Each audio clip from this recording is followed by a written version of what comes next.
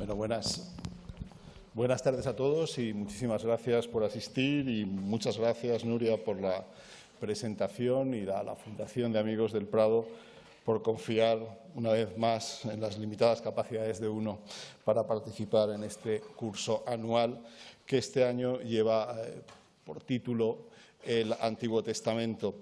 La verdad es que cuando se trabaja con tanto tiempo y tan bien como hace la Fundación de Amigos del Museo del Prado, te llaman muchos meses atrás, te invitan, te dicen que des un título. Yo lo di, pero del momento en que lo das hasta que te pones a trabajar, pues hay pequeñísimas variaciones que creo que merecen una explicación por mi parte. El título que aparece en el programa es Génesis veneciano de Adán a Noé. Como he dicho, cuando empecé a preparar esta intervención, pues me di cuenta de que precisos algunos ajustes. En realidad he suprimido 3 palabras, esta coletilla de Adán a Noé, puesto que no voy a centrarme en los primeros capítulos del Génesis, sino que aparecerán figuras presentes a lo largo de todo este primer libro de la Biblia, y me ha parecido pertinente añadir 2 palabras del Renacimiento, ¿no? Puesto que las obras que vamos a ver fueron todas realizadas durante el siglo XVI. Bien, cuando uno elige un título tan preciso, tanto en sus referencias textuales como geográficas e incluso cronológicas, pues evidentemente no lo hace por capricho o de forma aleatoria, ¿no? Lo hace por unas razones muy precisas. Y la primera de ellas es la primera palabra, ¿por qué el Génesis, ¿no? ¿Por qué de todos los libros del Antiguo Testamento he elegido el Génesis como sujeto u objeto de mi intervención? La verdad es que lo que a mí me atrae del Génesis, lo que me parece fascinante de él, es la presencia tan abrumadora, constante, que tiene en la naturaleza, superior a cualquier otro libro del Antiguo Testamento.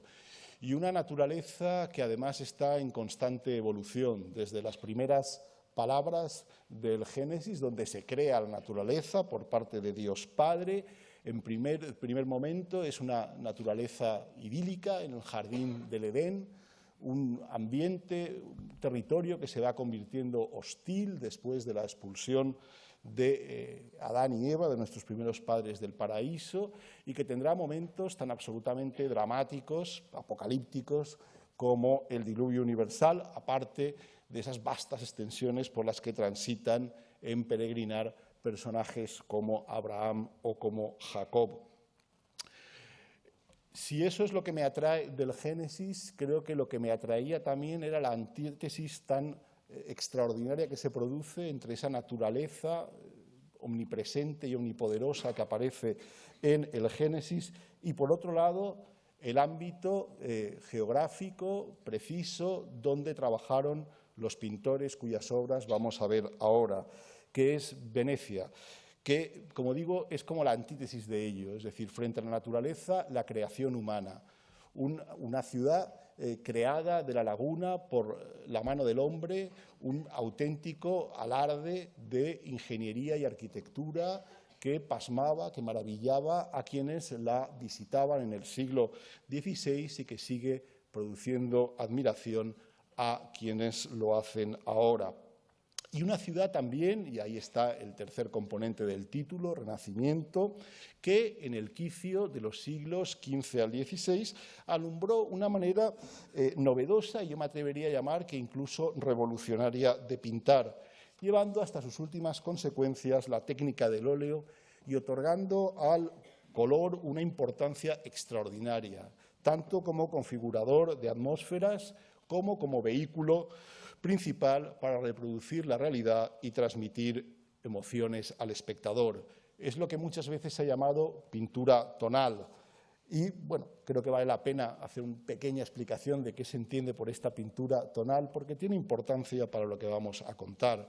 La pintura tonal es aquella que, cuando tiene que distinguir entre figuras, entre planos, entre objetos, no acude a la línea, como sucedía en la pintura florentina, y tampoco a un contraste de colores chillones y llamativos entre ellos. Por contra, apela a una tonalidad, una noción tomada de la música, que son una serie de transiciones mucho más suaves y que dan a la pintura un carácter, una atmósfera muchísimo más envolvente. Que la pintura tonal surgiera en Venecia no fue fruto tampoco de la casualidad. En un libro absolutamente maravilloso, que yo siempre lamento que no esté traducido al castellano, Color in Venice, su autor, Paul Hill, nos dice cómo una serie de circunstancias, tanto de orden natural como de orden humano, confluyeron en Venecia y explican esta aproximación al color. De un lado, su mismo emplazamiento en la laguna, con los fluctuantes efectos de la luz sobre el agua. También sus artesanías y principalmente el cristal que se hacía en la vecina Murano con sus superficies brillantes y traslúcidas, y también sus actividades comerciales que llevaron a Venecia sedas orientales y los productos de lujo más maravillosos de todas las geografías. Creo que está en modo avión. Bueno, entonces no había aviones y estos problemas que se ahorraban. Como digo, todas estas circunstancias contribuyeron a dotar a los pintores venecianos de una retina particularmente sensible tanto al color como a sus mutaciones. Estas breves pinceladas introductorias me parecían fundamentales para entender la comunicación de esta tarde, donde no voy a seguir un orden cronológico, ni en lo que es el relato bíblico, no vamos a empezar por la creación, vamos a seguir con Adán y Eva, etcétera, etcétera, ni tampoco seguiré un orden cronológico en la evolución de esa escuela veneciana de pintura.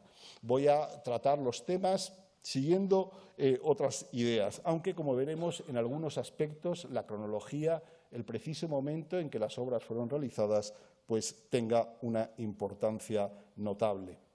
He elegido como primera obra, más allá de esta, de los Tres Magos de Giorgione, que ilustraba lo que es la pintura tonal, como digo, he elegido una obra que de alguna manera ilustra un doble momento fundacional. El momento fundacional de la historia del hombre y también el momento fundacional de esta revolución pictórica acaecida en Venecia. Me refiero a la celebérrima Tempestad que Giorgione pintó hacia 1506-1508. Y he elegido esta pintura y no otra por varias razones. De un lado, porque Giorgione fue de alguna manera el inventor de esta forma nueva de entender el color. Y del otro, porque alguien tan autorizado como Salvatore Settis pensó que esta obra representaba a nuestros primeros padres, a Adán y Eva, tras su expulsión del paraíso. Para el gran investigador italiano, con el cual muchos de ustedes estarán familiarizados, puesto que fue el titular de la segunda cátedra del Prado, la ciudad que aparece al fondo de la composición es el paraíso, mientras que las figuras deberían identificarse con Adán y con Eva, que da de mamar, que amamanta a Caín. Mientras que el rayo, el elemento probablemente más llamativo de la composición y el que le ha acabado por dar su título, aludiría, según la tradición cristiana y sobre todo judía, al poder de Dios expulsando a los primeros padres del paraíso, mientras que las ruinas y las columnas rotas simbolizarían la mortalidad humana como consecuencia del pecado original. La interpretación de Settis no es aceptada por todos los historiadores. En realidad puede afirmarse que todo aquel que se ha enfrentado a la tempestad ha alumbrado su propia interpretación y que hay tantas interpretaciones como historiadores han escrito sobre ella. Para algunos se está representando a Mercurio e Isis, otros prefieren ver un episodio de la infancia de París, otros hablan de Demeter y Jasón, incluso otros buscan temática religiosa y creen percibir en ella el hallazgo de Moisés e incluso el descanso en la huida a Egipto. Si me ha parecido pertinente empezar con esta obra, La Tempestad, es porque nos advierte de una idea que debemos tener muy presente al enfrentarnos a estas pinturas, o al menos a bastantes de las pinturas que proyectaré esta tarde y que, de hecho, es el principal hilo conductor de mi intervención. Me refiero a la ambigüedad de esta pintura, una ambigüedad que puede ser ya deliberada o bien sobrevenida. Creo particularmente que La Tempestad es un ejemplo de obra deliberadamente ambigua y que así lo quiso Giorgione, más interesado por la naturaleza que por los personajes que transitan por ella y a los que, si hubiera querido, pues hubiera identificado expresamente mediante atributos inequívocos. Así, al saber de esta ambigüedad probablemente premeditada por parte del pintor, entendemos mejor, de un lado, pues todas estas miles de atribuciones y propuestas por parte de los historiadores del arte, y del otro entendemos también que la primera descripción que tenemos de este cuadro, realizada pocos años después de la muerte de Giorgione por parte de un patricio veneciano, Marcantonio Michel, bien, pues en esta primera descripción obviase la temática del cuadro y lo despachase de una forma muy lacónica, diciendo que representaba un pequeño paisaje con un soldado y una cíngara o gitana. Y siempre he encontrado en estos testimonios tan lacónicos, tan exentos de pretensiones por parte de los contemporáneos a las pinturas, un potente antídoto contra la presunción de muchos historiadores. Además de esta ambigüedad temática, es decir, de este deseo de que no se sepa con claridad cuál es el tema o el asunto de la pintura, está también la ambigüedad en el tratamiento de temas que sí aparecen perfectamente identificados. Se trataría, y es lo que vamos a ver a continuación, de obras de temática religiosa, en este caso del Antiguo Testamento y más concretamente del Génesis, cuya finalidad no era necesariamente o no era siempre espiritual o edificante, y en ocasiones era justamente lo opuesto. Vamos a ver algunos ejemplos de ello. A veces la intención del pintor o del promotor, de la persona que encargó la pintura, es difícil de dilucidar. Creo que así sucede con esta obra, La embriaguez de Noé, de Giovanni Bellini, que es verdad que pudiera ser un recordatorio de los perniciosos efectos que tiene el abuso en la ingesta de alcohol. Y, de hecho, hay que admitir que pueda tener este sentido edificante, puesto que representaciones de este tema aparecen muchos siglos antes en espacios sacros, como es en la mismísima Basílica de San Marcos, en este mosaico de los siglos XI o XII.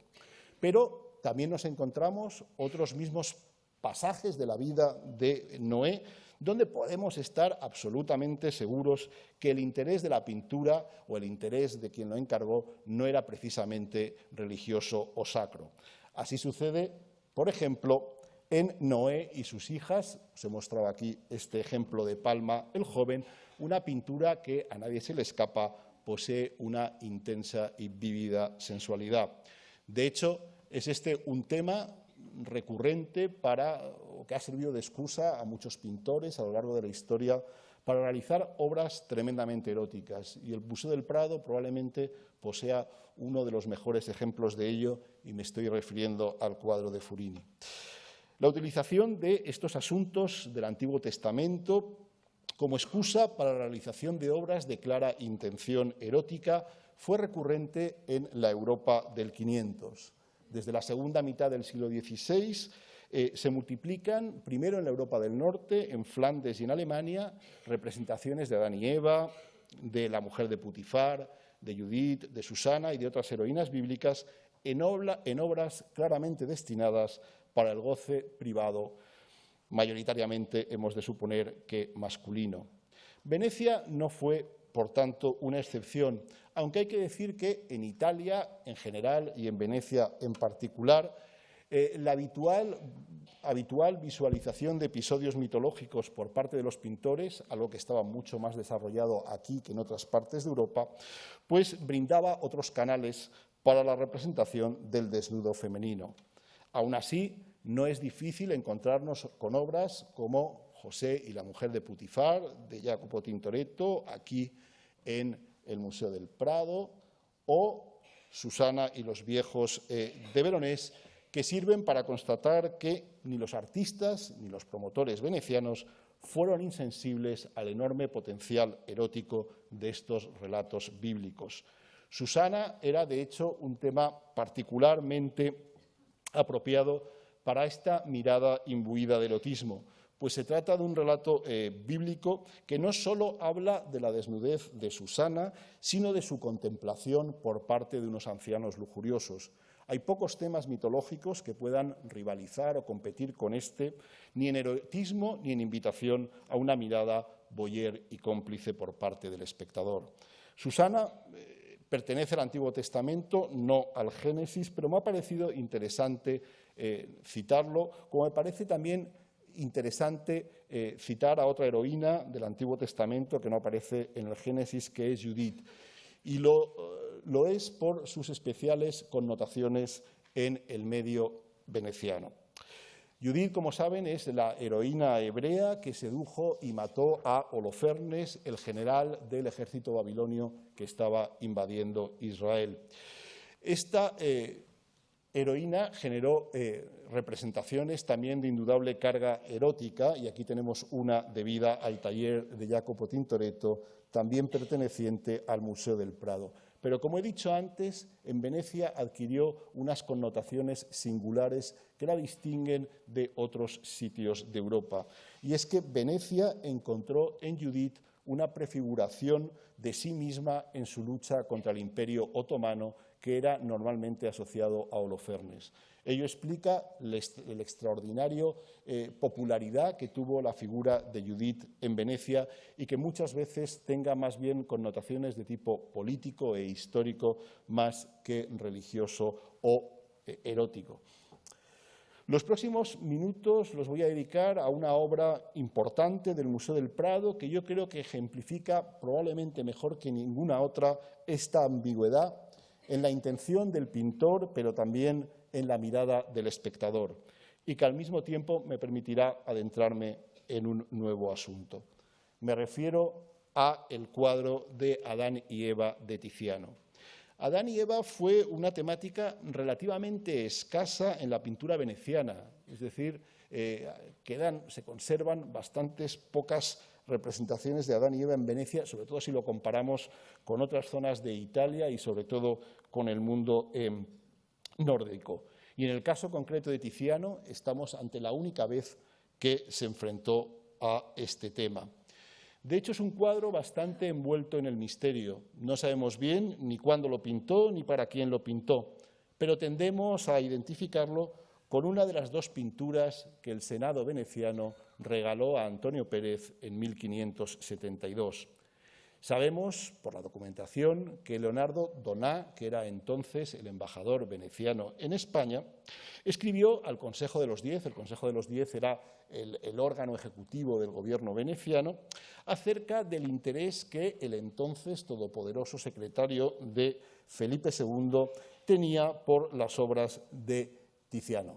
Evidentemente, de lo que estamos hablando es de una especie de soborno o de intento de captar la benevolencia o el favor de Antonio Pérez y con él de la corte española hacia los asuntos venecianos. Cada uno intentaba sobornar o seducir con lo que tenía. Uno de los grandes activos de Venecia eran sus pintores y Tiziano ninguno más que otro. Por lo tanto, Antonio Pérez le dejó caer a Leonardo Donà que, vería con buenos ojos que le regalasen una pintura de Tiziano. El embajador lo transmite a las autoridades y el 8 de febrero de 1572 estas mismas autoridades autorizan a un agente para que vaya al estudio de Tiziano y adquiera dos pinturas. Una dice que tiene que ser una obra religiosa y la otra simplemente dice que sea, entre comillas, una bella historia. Adán y Eva viene identificándose tradicionalmente con esa bella historia, mientras la obra religiosa sería el entierro de Cristo que posee el Museo del Prado. Si la suposición de los historiadores es correcta, y yo creo que lo es, sería muy interesante, pues demostraría que las autoridades venecianas pensaban que Adán y Eva era un cuadro lo suficientemente ambiguo como para pasar por una bella historia, frente a la lectura forzosamente devocional que demandaba el entierro de Cristo. Y Antonio Pérez debió entenderlo así, pues no parece que apreciara precisamente a Adán y Eva por su contenido religioso y sí probablemente por su dimensión erótica. Así lo corroboraría que colgase en su villa de recreo en Madrid la casilla en compañía de retratos y de asuntos mitológicos cuyos títulos, Dánae, Venus vendando a Cupido o Venus y Adonis, nos hacen pensar en réplicas o copias de las composiciones homónimas de Tiziano en poder de Felipe II. Felipe II fue el siguiente propietario de la obra. Como bien saben, Antonio Pérez cayó en desgracia en 1579, como consecuencia de lo cual sus obras fueron subastadas. Felipe II entonces compró solo 2 de las muchas obras, algunas que sabemos muy importantes, que tenía Antonio Pérez. Curiosamente, compró esta misma pareja, Adán y Eva y el entierro de Cristo. Pero lo que tenemos también seguro, sabemos seguro, es que para Felipe II ambas 2, tanto el entierro como Adán y Eva, eran composiciones inequívocamente religiosas, y lo sabemos porque destinó las 2 a ámbitos sacros. El entierro de Cristo al oratorio privado del Palacio de Aranjuez y Adán y Eva a la sacristía del Alcázar de Madrid. Adán y Eva abandonó, sin embargo, pronto esa localización. En 1626, Casiano del Pozo, el importante intelectual italiano, visitó Madrid y encontró el cuadro en el llamado Salón Nuevo o Salón de los Espejos del Alcázar, el espacio más emblemático del edificio, donde, sin embargo, podemos sospechar que la desnudez de las figuras debió levantar suspicacias, pues 10 años después, en 1636, había pasado a la última pieza de las llamadas bóvedas de Tiziano, recinto que albergaba los mejores desnudos de la colección real y donde permaneció hasta el incendio del Alcázar de Madrid en 1734. Es decir, en apenas 70 años, entre 1679, fecha de la caída en desgracia de Antonio Pérez, y 1636, Adán y Eva pasó de ser considerada una obra profana, que colgaba junto a retratos y otras mitologías, a ser tenida por una obra eminentemente religiosa. Felipe II la mandó a la sacristía del Alcázar. De ahí a tener un papel más bien institucional, lo que explicaría que apareciera colgada en este espacio emblemático del Salón de los Espejos, y finalmente a tener una carga tan erótica que tenía que ser reservada a un ámbito reservado como eran las bóvedas de Tiziano.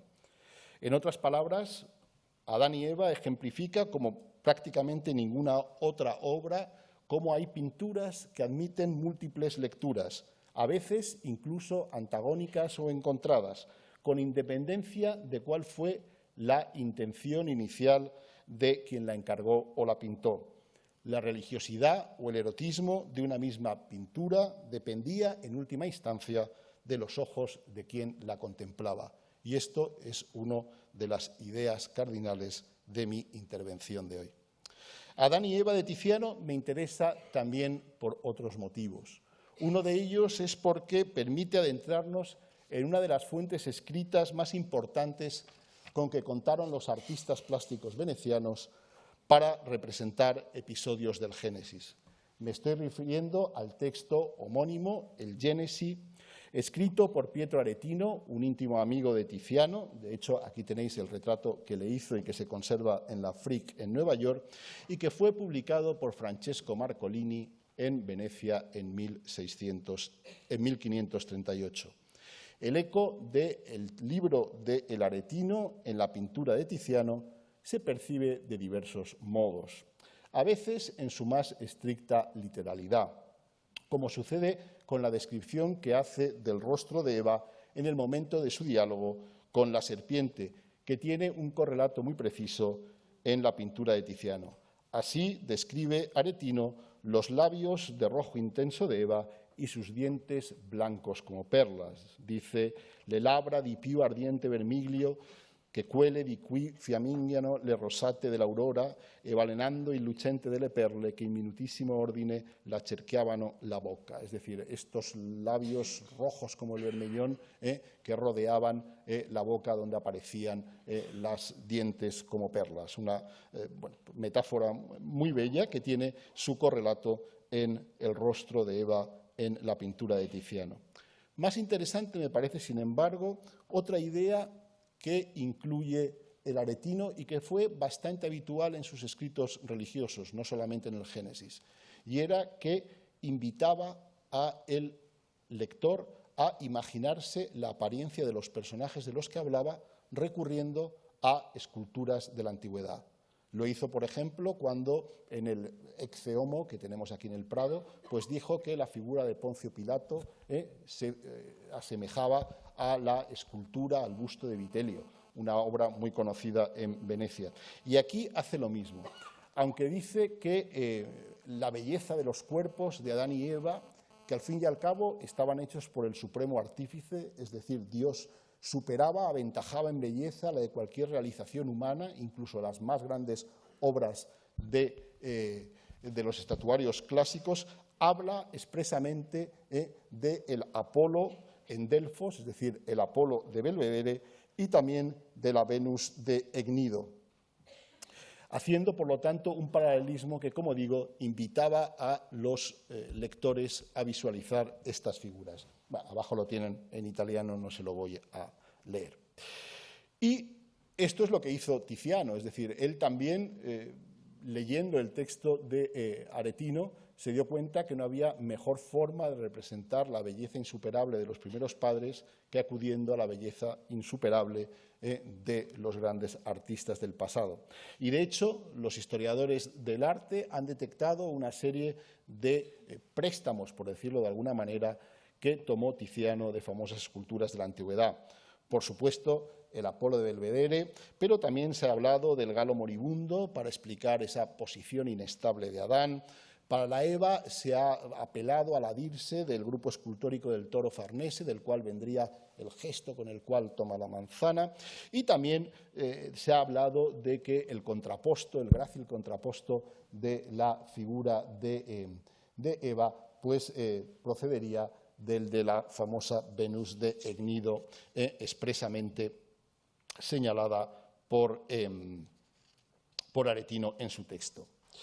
Esta derivación de las figuras de Adán y Eva, de conocidas estatuas clásicas, nos sitúa además ante otro asunto que es absolutamente importante, el de la capacidad que tenían ciertos temas del Antiguo Testamento, y concretamente del Génesis, que es el que nos importa en estos momentos, para visualizar o para que los artistas se posicionasen sobre importantes asuntos, importantes cuestiones estéticas. Así sucede con Adán y Eva, lo que explica que ya en el siglo XVII un tratadista veneciano, Marco Boschini, eligiera esta temática, Adán y Eva, para describir lo que para él debía ser la pintura ideal, que no era otra que una pintura de Adán y Eva donde Eva la hubiera pintado Tiziano, Adán Tintoretto y el paisaje y los animales Jacopo Bassano. Me van a permitir que me detenga en este juicio de Boschini porque lo encuentro extraordinariamente interesante. No hace falta ser muy perspicaz para entender por qué Boschini eligió a Tiziano, el supremo pintor de la belleza femenina, como artífice de la figura de su Eva ideal, personificación del pecado y encarnación del erotismo que embriaga y seduce a Adán, haciéndole caer en la tentación. Sí que me gustaría señalar que el erotismo de Eva, para sus contemporáneos, residía menos en su abierta desnudez que en su carnalidad, en la capacidad de su cuerpo para transmitir emoción al espectador, gracias sobre todo a las carnaciones. Es decir, gracias al uso del color, del cual Tiziano era el supremo artista. Por ello, me parece perfectamente lícito hacer extensible a Eva el comentario que un amigo de Tiziano, Ludovico Dolce, hizo de una de las grandes obras del veneciano, Venus y Adonis.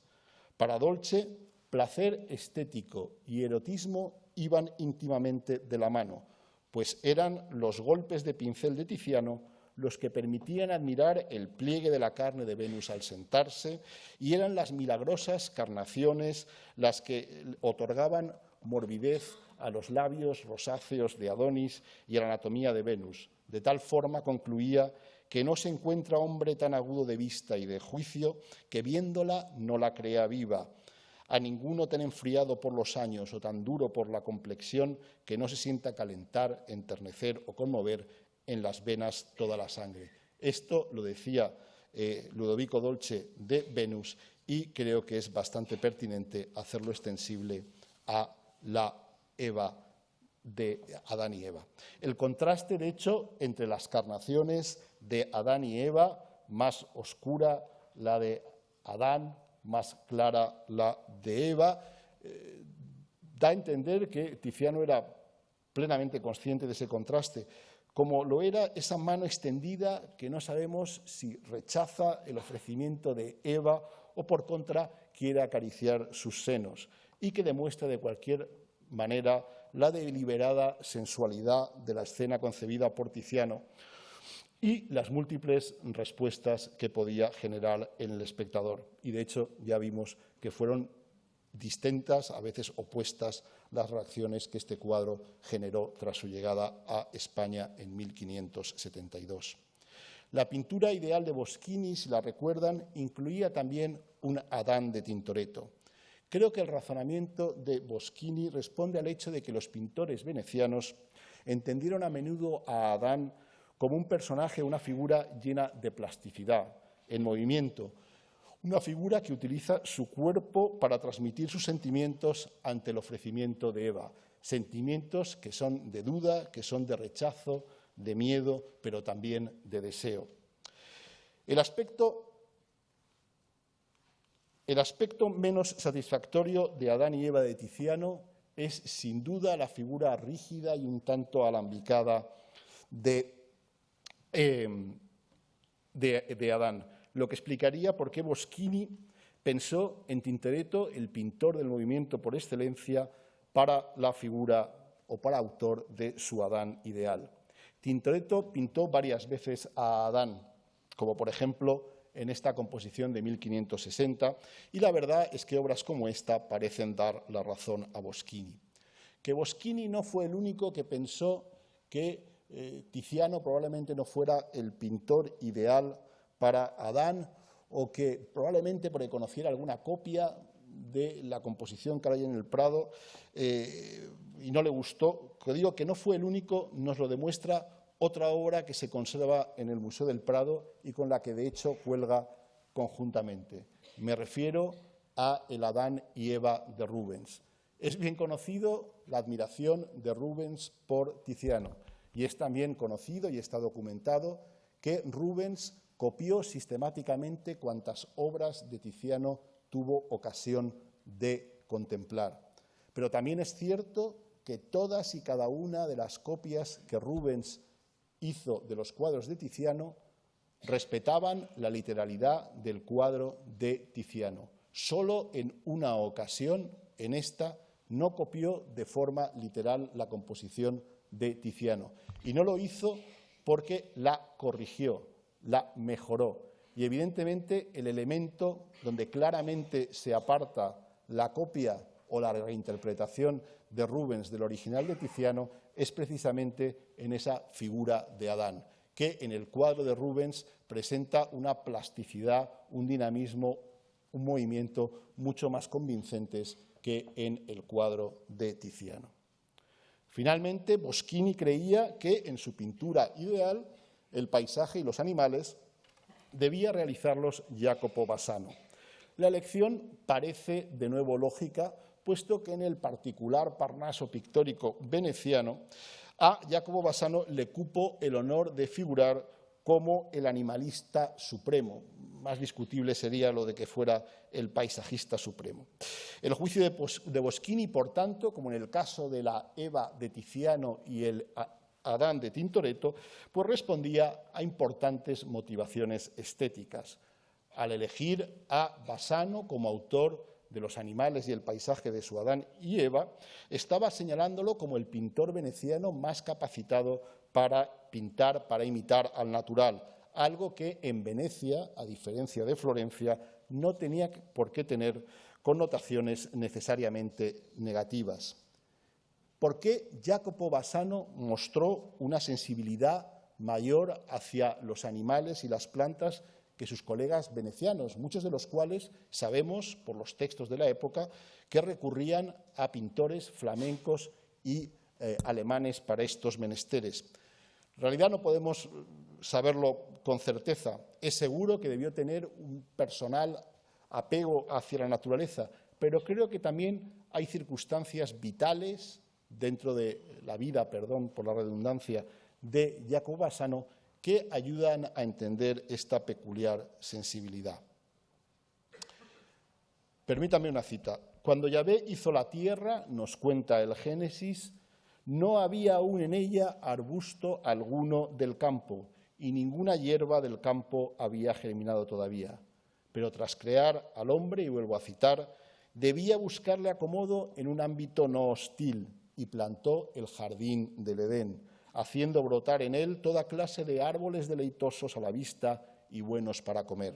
Luego creó a los animales para que acompañaran al hombre.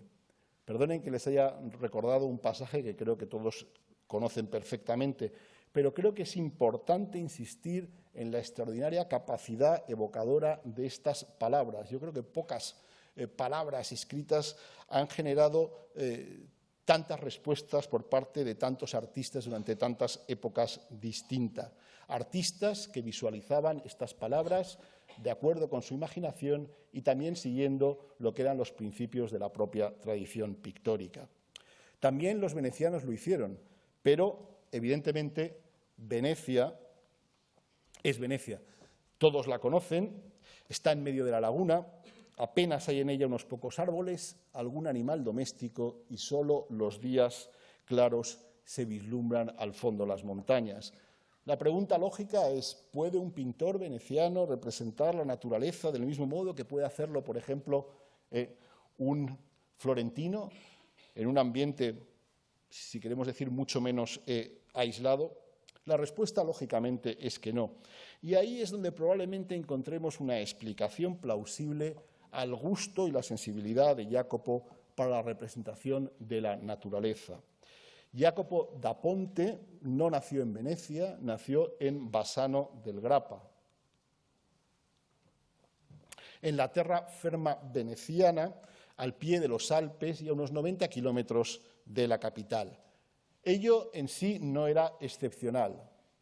Con la sola excepción de Jacopo Tintoretto, que nació en Venecia, todos los grandes pintores venecianos habían nacido en la terraferma. Y aquí tienen un mapa. Todo esto que está en este color es lo que se llama, sobre todo esto, la terraferma veneciana. Es decir, pensamos siempre en Venecia como esa isla, pero Venecia se expandió también en el continente y llegó a ocupar amplias zonas del norte de Italia. Giorgione era de Castelfranco, Tiziano era de Pieve di Cadore, Pordenone de Pordenone y Veronés, lógicamente, de Verona. Y así podríamos dar una lista larguísima. La diferencia entre Jacopo Bassano y todos estos pintores es que todos ellos se trasladaron e hicieron su carrera en Venecia. Jacopo Bassano fue el único que se resistió a los cantos de sirena que procedían de la capital y permaneció en su pueblo, en Bassano del Grappa, hasta el fin de sus días. Este hecho, así como la circunstancia cierta de que su clientela fuera durante mucho tiempo rural y local y no la clientela urbana y cosmopolita de Venecia, explica muchas de sus obras, o aspectos al menos de sus obras.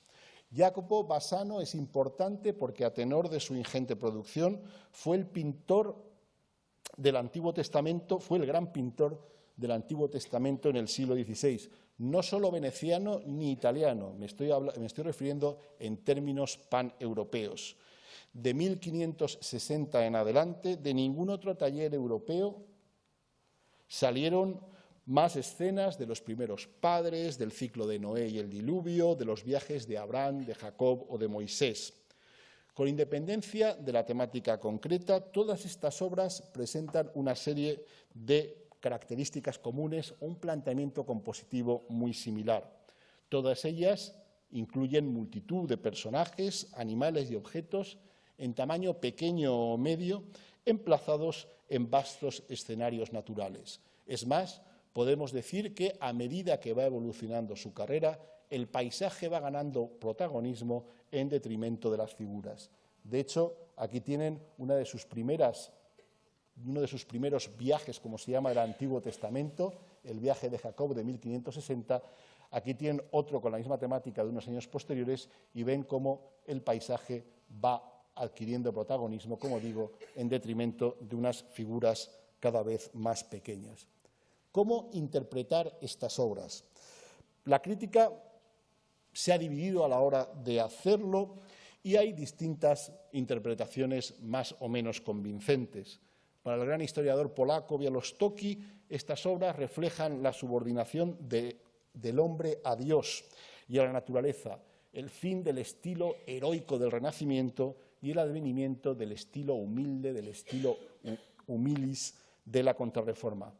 Otro historiador, el americano Roger Rehrig, percibía en la abundancia de detalles naturalistas la afinidad de Jacopo con ideales reformistas.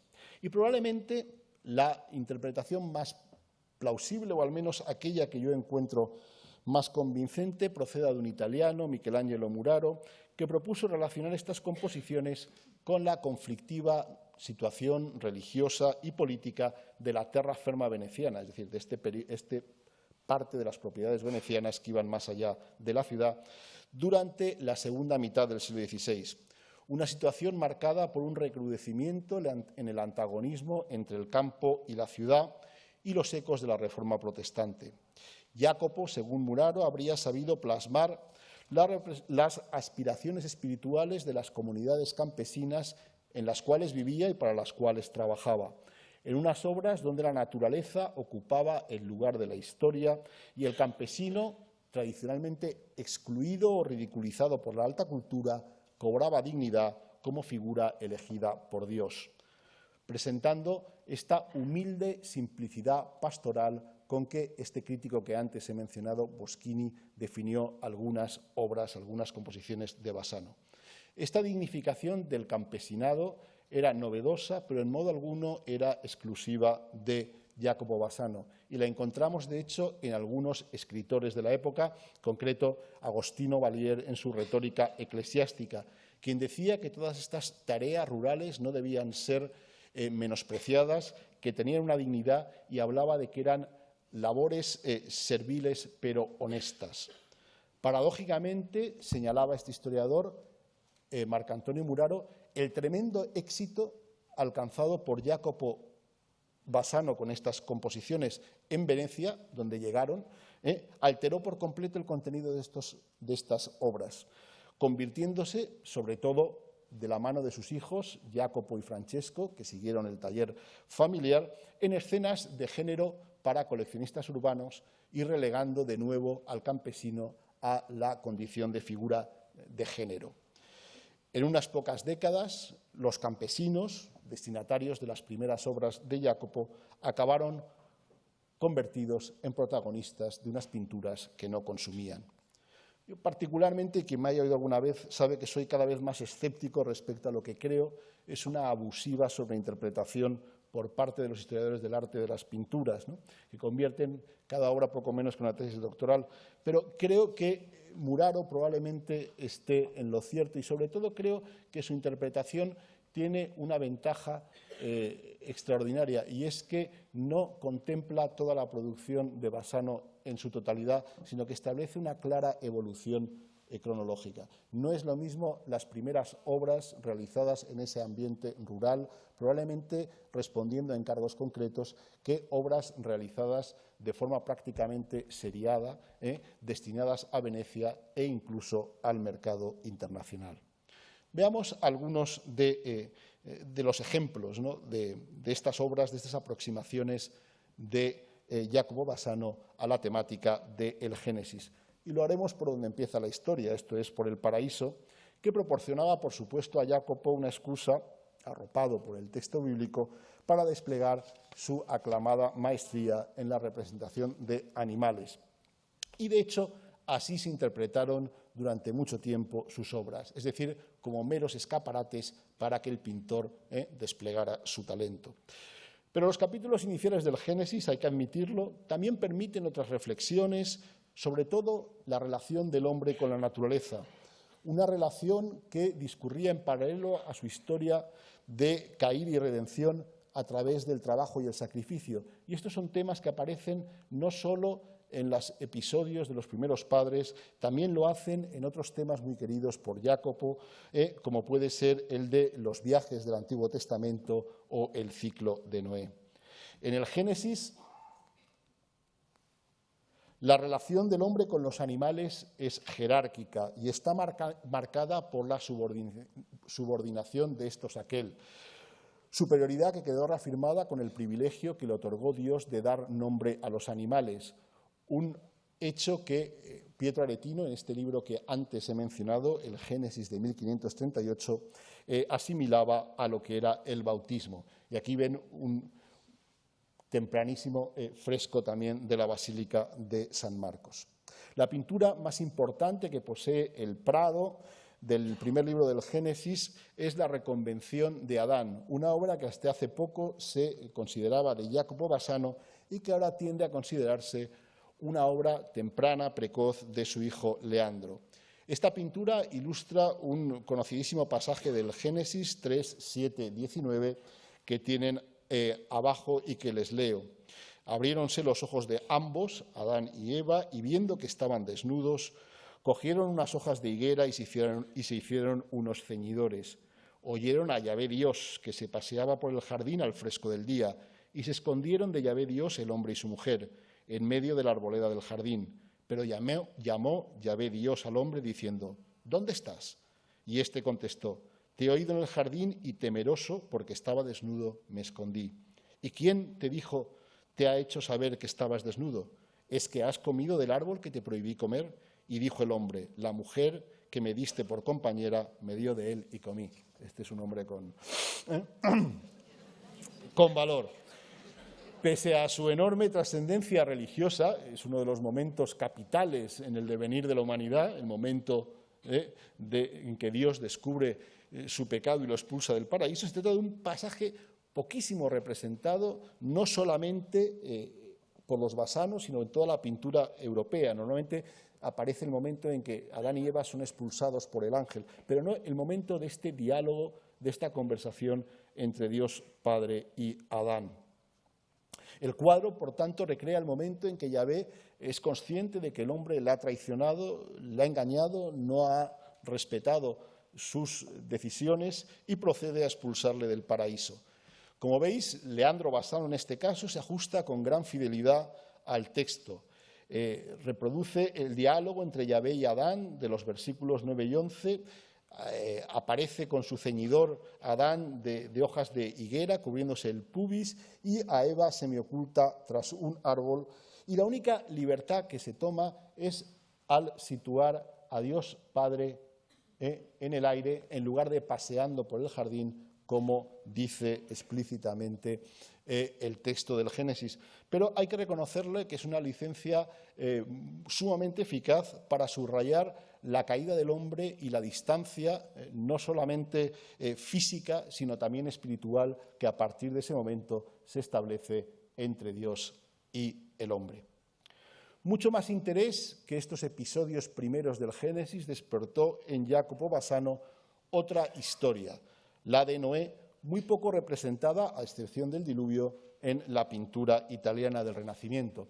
El precedente más importante, y aquel que invocan siempre los historiadores, son las pinturas de Rafael en las logias vaticanas. Sin embargo, si os fijáis, cada uno abordó el tema de forma muy distinta. Rafael, hay una composición perfectamente ordenada, donde además Moisés tiene todo el protagonismo y aparece en primer plano, claramente jerarquizado. Si nos fijamos, sin embargo, en la composición, esta es del taller, de los Bassano, muestra el momento en que Noé da gracias a Dios después de haber sobrevivido al diluvio. Y fijaros cómo la figura de Noé es puesta en un plano intermedio y todo el protagonismo de la escena está otorgado a estos elementos que podemos llamar de género, a las figuras que construyen la casa, a los animales, etc.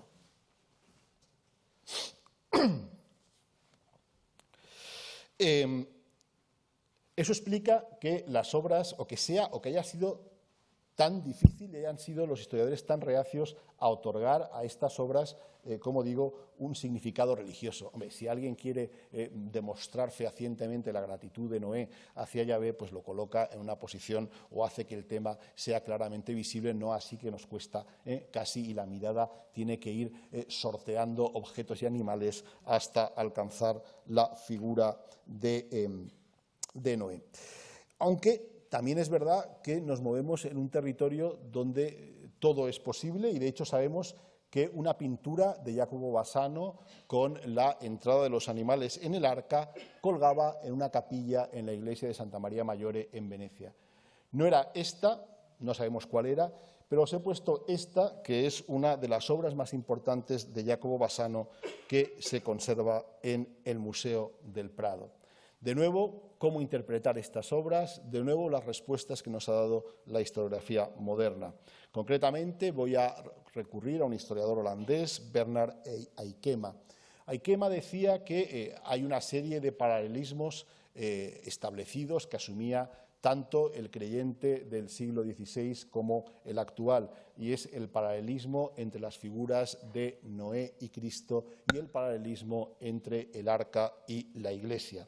Partiendo de esos dos paralelismos, de la asunción de estos dos paralelismos, Aikema apuntaba que obras como estas lo que hacían era afirmar con rotundidad, en un contexto contrarreformista, el papel ineludible de la Iglesia para asegurar la salvación del hombre. Es decir, no hay salvación posible sin la mediación de la Iglesia católica.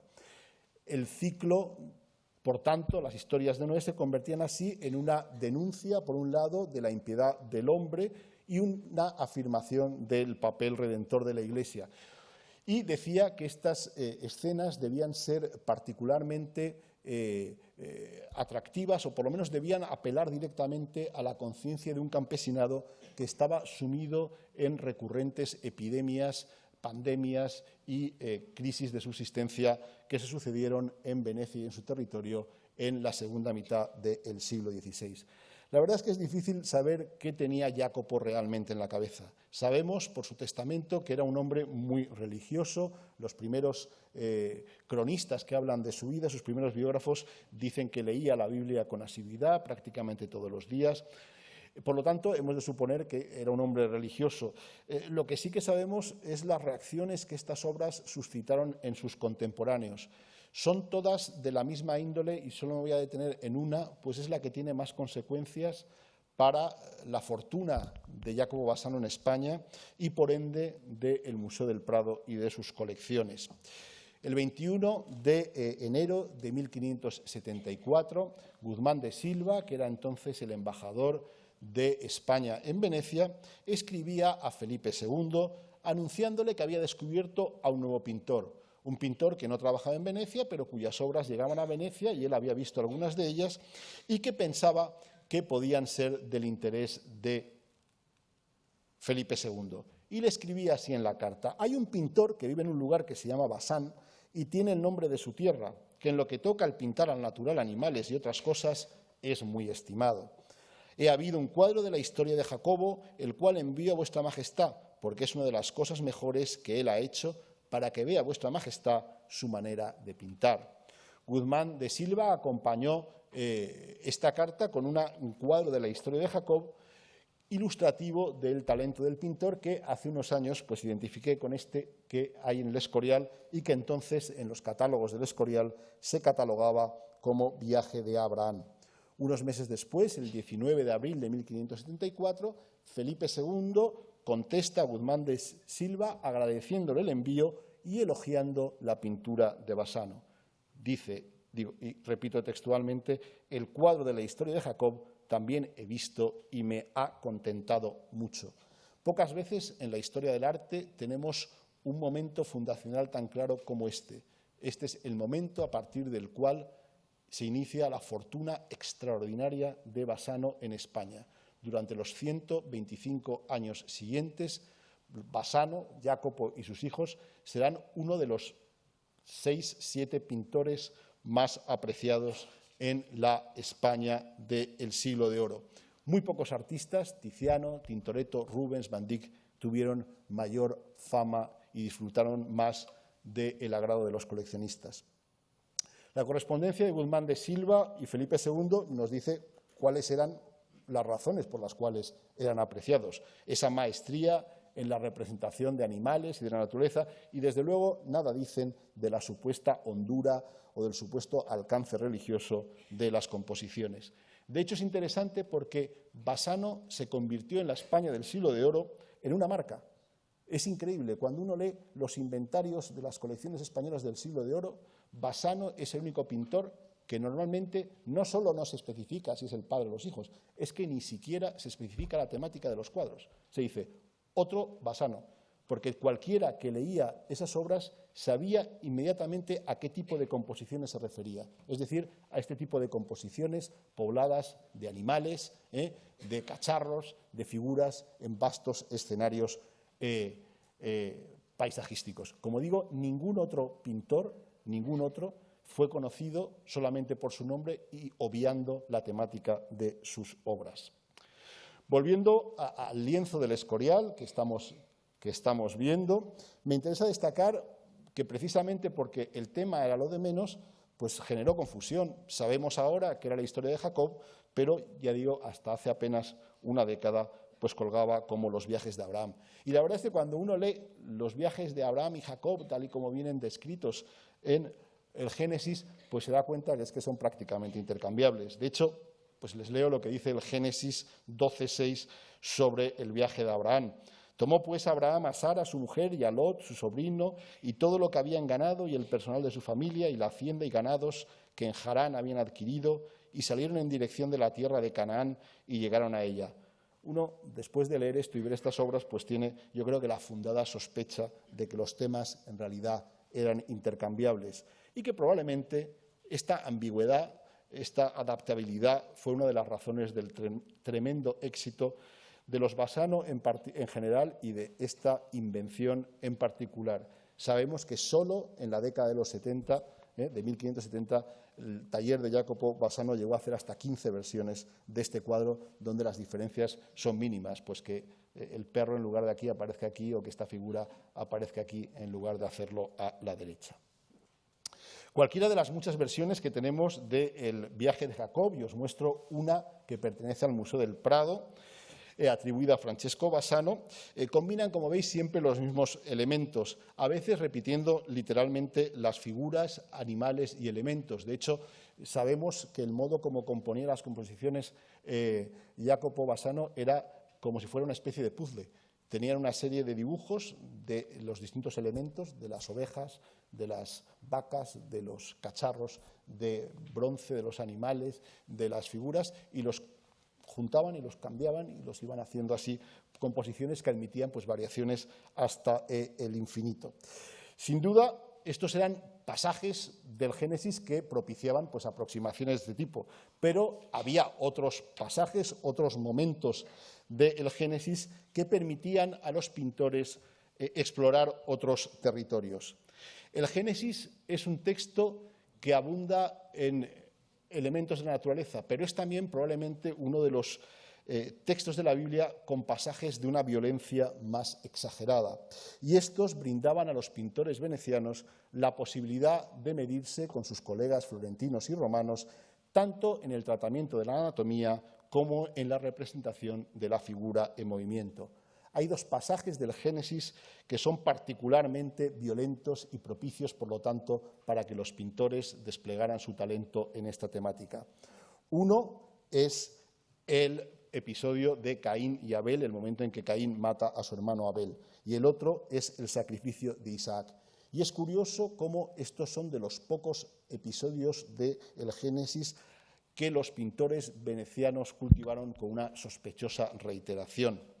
La cruenta muerte de Abel por Caín generó algunas de las imágenes más violentas y monumentales que nos ha dejado la pintura veneciana del Cinquecento, así como algunos de los desnudos heroicos masculinos más impactantes, susceptibles de rivalizar con los del mismísimo Miguel Ángel.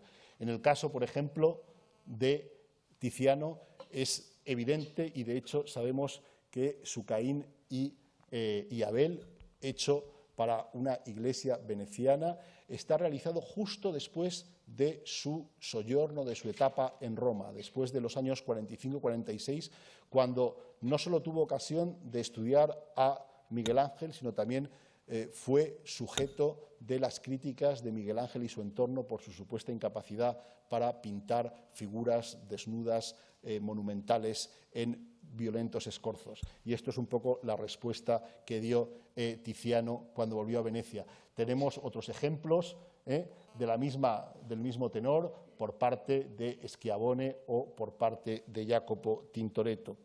Mientras que el otro tema, el sacrificio de Isaac, permitía de nuevo el despliegue de estos escorzos, a veces inverosímiles, y aquí tenéis algunos ejemplos de Veronés en el Museo del Prado, de Tintoretto en la Escuela Grande di San Rocco o de Tiziano, de nuevo para el mismo conjunto, para el que había pintado el Caín y Abel. Aunque en este caso también, junto a ese despliegue de anatomías en escorzo, estaba también el interés por representar estados de ánimo concretos, en particular la sensación de sorpresa de Abraham cuando aparece el ángel que le dice que no tiene que matar a su hijo. Es un momento, las décadas de 1560-1570, cuando en la teoría del arte italiana está poniéndose en boga la representación de los affetti, la representación de los estados de ánimos, y el de la sorpresa fue uno de los más importantes que daría lugar a obras de arte tan famosas en otras latitudes y en otras cronologías, como la famosa túnica de José de Velázquez. Bueno, hasta ahora he estado hablando de obras que son ambiguas, aunque algunas con un sentido religioso difícil de aceptar, en otras cosas más claras, con las cuales he querido demostrar que a menudo eran intercambiables y que en algún caso el tema era una mera excusa, ¿no?, para visualizar asuntos eróticos o para plasmar nociones estéticas. Pero evidentemente hubo temas del Génesis que sí que tuvieron una importancia religiosa, una importancia doctrinal, y como tal los representaron los pintores venecianos. He elegido para concluir mi intervención una de las imágenes que yo creo más fascinantes que haya dado jamás el arte cristiano o el arte católico en cualquier época de su historia. En puridad, el asunto representado no pertenece al Génesis. Sin embargo, el modo como lo visualizó su autor está profundamente inspirado en un episodio del Génesis. La obra en cuestión es el monumental Juicio Final que Jacopo Tintoretto pintó para la iglesia de la Madonna del Orto en Venecia, que es un poco como la iglesia a la que está ligado el nombre de Tintoretto. De hecho, el pintor está enterrado en la capilla que hay justo aquí. Para ella pintó una serie de obras, entre ellas estos dos monumentales lienzos. Este que tienen a la derecha es el del Juicio Final. Evidentemente, estaba hecho a emulación, a intentar mejorar, superar lo que había sido, lo que era en esos momentos la obra de arte más conocida y también más polémica de Italia, el Juicio Final que Miguel Ángel había pintado para la Capilla Sistina. Cuando digo que estamos ante una obra monumental, no lo digo por decir, se trata de una obra de unas dimensiones colosales, 14,5 metros de alto por casi 6 de ancho. Uno de los lienzos más grandes hechos por un autor acostumbrado a pintar lienzos inusualmente grandes. Bien, lo que hace singular este Juicio Final no es, sin embargo, su tamaño, sino el modo como Tintoretto imaginó el infierno y el castigo reservado para los pecadores. Por primera y también única vez en la historia de la pintura, el infierno carece de fuego y en su lugar, como elemento tanto punitivo como purificador, aparece el agua. Si os fijáis, lo que está cayendo es agua, y los condenados no van a un infierno de fuego, sino a un infierno de agua. Resulta evidente que la fuente de inspiración de Tintoretto para su representación del juicio final fue el pasaje claramente del diluvio universal. Y lo hizo de una forma que no podía dejar de estremecer a sus vecinos y a sus destinatarios, es decir, a los venecianos, a quienes se les enseñaba claramente que el dies ire, el día de la ira, era, al fin y al cabo, el aqua alta.